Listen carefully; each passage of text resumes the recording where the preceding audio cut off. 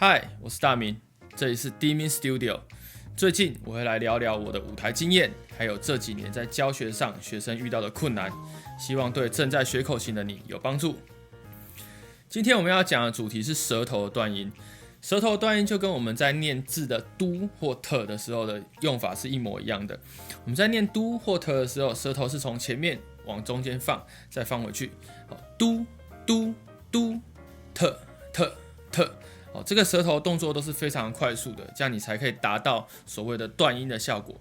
你会发现我们在念这个字的时候，它的时间是比较短的，也就是说，我们把这个技巧放到口琴上，你就可以吹出一些比较有颗粒感的声音，比较有力度的声音。例如这个样子，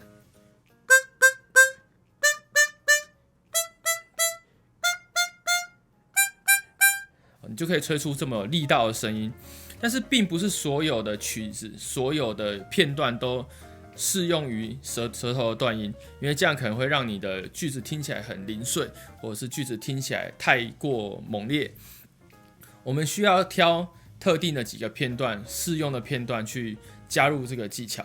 那接下来我们可以做一些基本的音阶练习，基本的舌头断音练习，从慢到快，让你的舌头渐渐的习惯这个动作。慢的可能类似这样，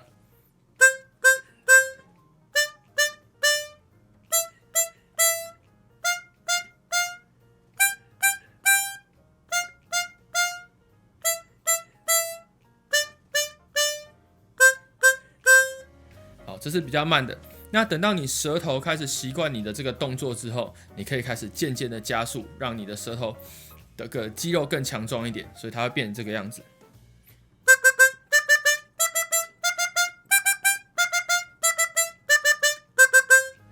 你在练习的过程中，你要确保每一颗音符跟你的舌头都有确实的做动到，这样才有达到练习的效果。接下来我们就示范几个常见的片段给大家听。好，第一首曲子是剑舞，剑舞的前半段跟后半段都大量的使用舌头断音跟喉咙断音去做出很明确的效果。那我们接下来吹奏前半段的舌头断音给大家听，它听起来像是这个样子。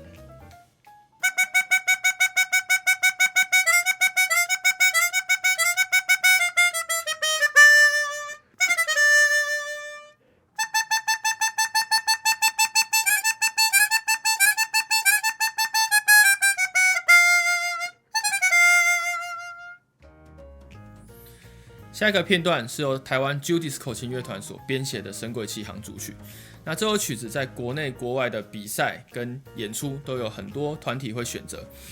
可是在这首曲子中间有一个片段是大量的使用了舌头断音的这个技巧，所以如果你的舌头断音不够有力、不够稳定的话，很容易会让你的演奏听起来非常凌乱。那接下来我就吹奏一小片段给大家听。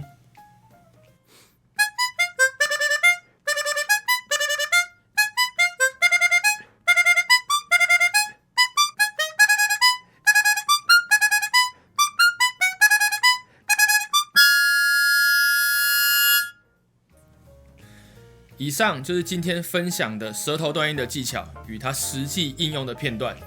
如果你有任何想要知道的技巧或者是小知识，都欢迎在底下留言给我或联系我。这里是 D-Min Studio， 我们下次见，拜拜。